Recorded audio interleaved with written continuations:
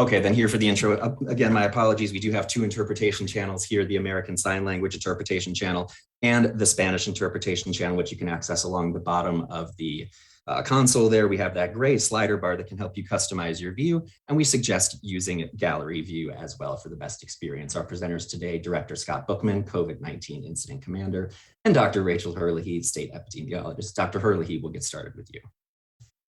All right, good morning, everyone. Thank you so much for joining us. As I usually do, I'm going to provide you a quick update on our epidemiologic trends in the state with regard to COVID-19, and then also share some of the latest modeling work with you. We have some new projections from our modeling team and estimates of level of immunity in the state that I will be sharing. All right, but starting here with our case trends. So you can see that we continue to see this steady decline in the number of cases occurring here in Colorado. That red line shows you our 7-day moving average number of cases, which is now just below 1,500. 1,499 cases is our 7-day moving average. If you follow that left across the figure here, you can see that it has been many months actually since we've been to a case level that low. So certainly continuing to feel optimistic about these trends that we are seeing in the state with regard to cases here. And then if we go to the next slide.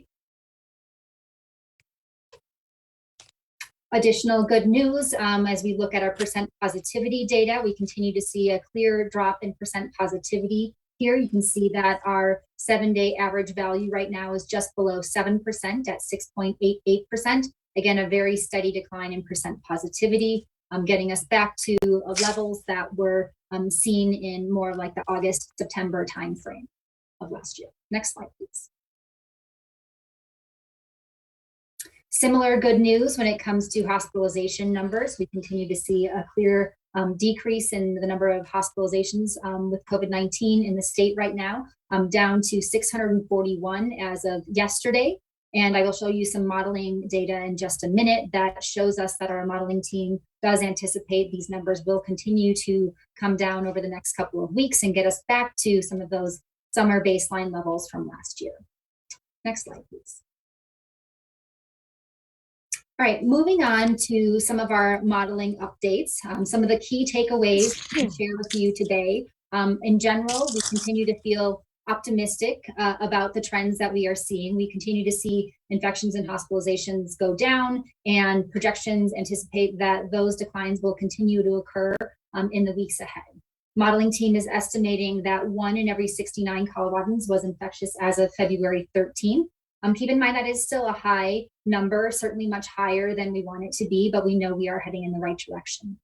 I'm also very optimistic about this news in that most Coloradans, 90% of Coloradans, are immune to Omicron at this point based on modeling projections, and most are also protected against severe disease. Vaccine and infection-acquired immunity will continue to fade over the months to come. We know that occurs. We see this trend of waning immunity and have seen that throughout the pandemic. But we estimate that immunity levels are going to remain high, at least until the start of the summer. Projecting beyond that gets much more challenging. But key unknowns continue to be the overall duration of immunity associated with Omicron. We're really not far enough out from this Omicron wave to fully understand duration of protection against previous Omicron infection or vaccination against Omicron. And then, of course, the big unknown continues to be the potential timing and characteristics of any future variants that could emerge. We know that this Omicron variant is probably not the last variant we are going to see, and unfortunately, we can't predict what the next variant might look like. Next slide, please. All right, so moving on to this projection. So this is actually the same projection from the end of last month, but what is overlaid here over last month's projection is the observed hospitalization data. So that is shown in that black line. So you can see the observed hospitalizations over time, and you can see we've seen that nice steady decline in hospitalizations.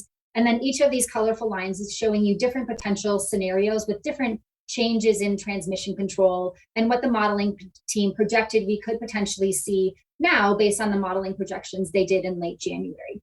And what you'll see in this projection is that the observed hospitalization numbers, that black line, are tracking really closely with one of their projections, that orange line, which was associated with a modest 5% decrease in transmission control as we move from January into early February. And so what that means is basically that there were some changes in transmission control. So probably some changes in individual behavior, maybe less mask use, individuals perhaps going out and about more, interacting with others, that has resulted in a little bit of a slowing in the decrease in the number of hospitalizations compared to the baseline scenario shown in blue.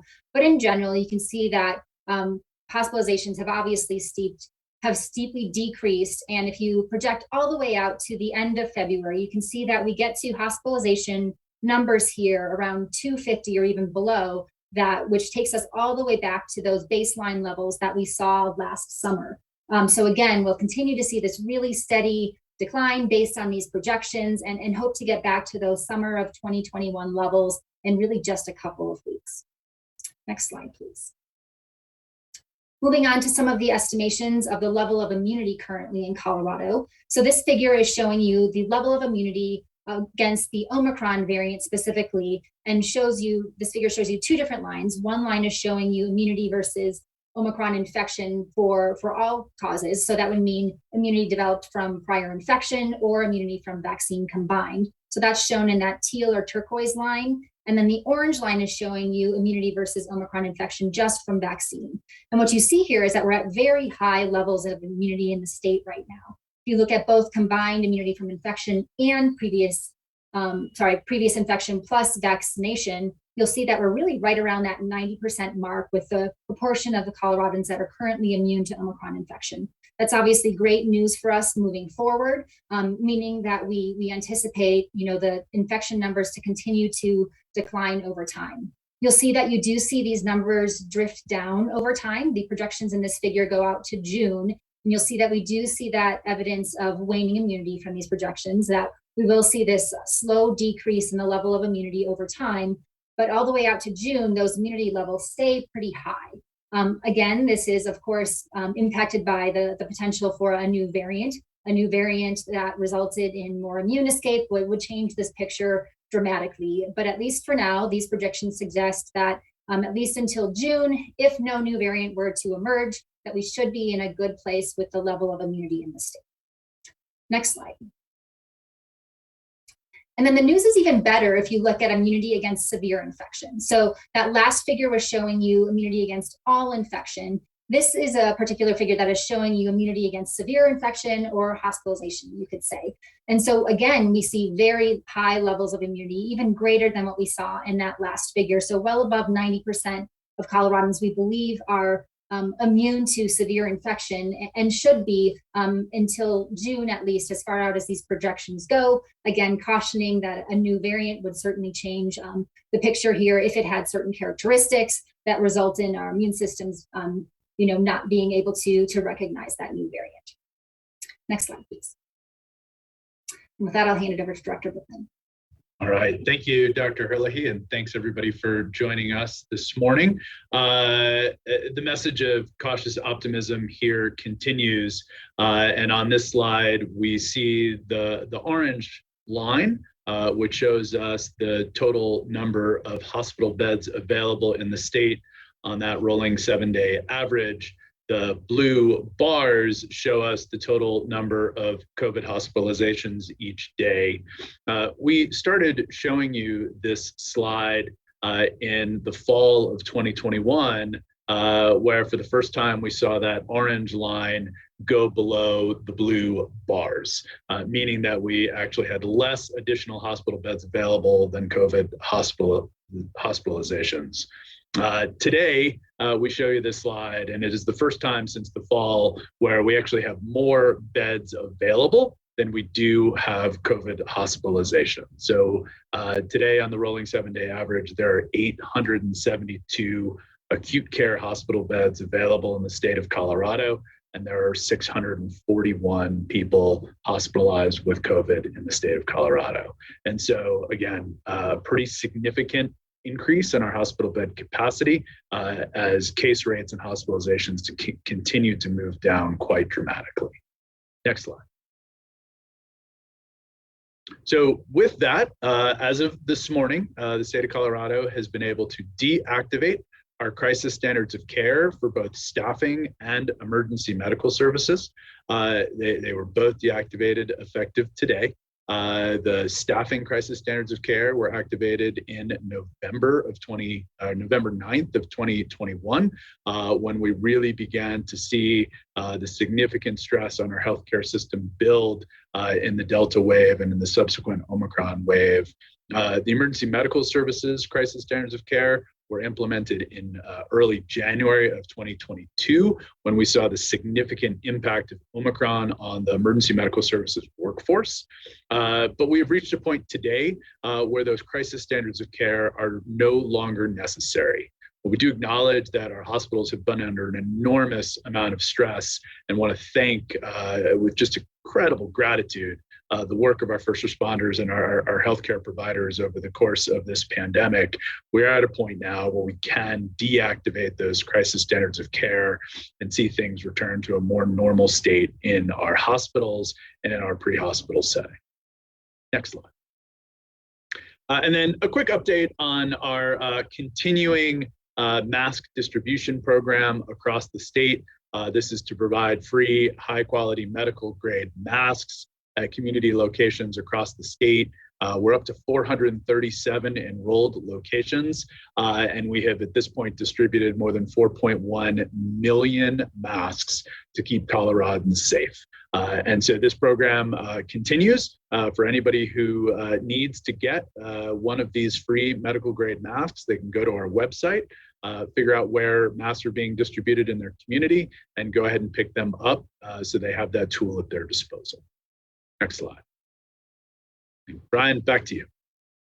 Thank you, Director Bookman and Dr. Herlihy. We'll go ahead and move to the media Q&A portion of this morning's Media Avail. We can use that raise hand function. You can find that feature located along the bottom of the Zoom console. We'll stick with first questions first. If we have some time at the end, we can come back for follow-up questions or second questions, time permitting.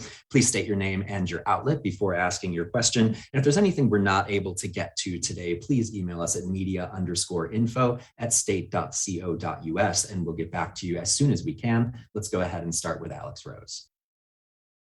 Good morning, and thanks as always for holding these briefings. Alex Rose here with Fox 31. You know, earlier, the modeling report that was released back in January, a month ago, said that by mid-February, where we are today, 80% of Coloradans would be immune. Now that number is up to 90%. I know some time has passed. We've collected more data, but could you, Dr. Herlihy, please explain what information we got that changed that projection all the way up to 90%? Thank you. Yes, great question. I actually had a similar question when I saw the initial projections change.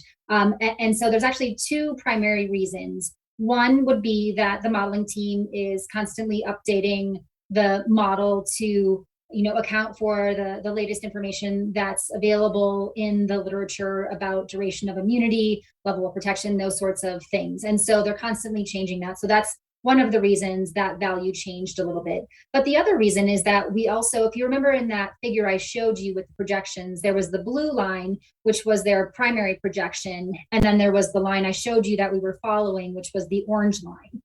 That orange line showed a slowing in the decrease overall in the number of hospitalizations. So that slowing in the decrease means that we accumulated more hospitalizations and more cases, which then translates to greater level of immunity than their initial projection had suggested. So it's really a combination of factors. Great. Let's go to Meg Wingerter. Hello, this is Meg from the Denver Post. I wanted to ask about, as cases and hospitalizations are expected to continue decreasing for the next few months, there's a lot of talk about kind of scaling back or moving it more into the normal channels of getting tested and getting vaccinated at your doctors or what have you. So my question is, what is the status of the plan at this point to scale that back up if we were to see another variant and surge? How do we ensure we don't get caught flat-footed with that? So, Meg, we have been responding to this pandemic now for almost 2 years. And we have built an enormous amount of capacity across our entire state. And that is, within the state unified command, within our local public health, our healthcare systems. And so, we continue to evaluate what the needs are at any given moment. We have seen periods of decreased disease rates throughout the waves of this pandemic. We will scale back our response appropriately during times of lower disease transmission and lower hospitalizations. We will work with our healthcare system partners to ensure that they are continuing to build their capacity for any future waves that we may see. But we also stand ready at the state to continue our response and scale to meet the demand. Great, let's go to Vinny Del Giudice. Good morning. This is Vinny Del Giudice at Bloomberg News in Denver. This is for Director Bookman.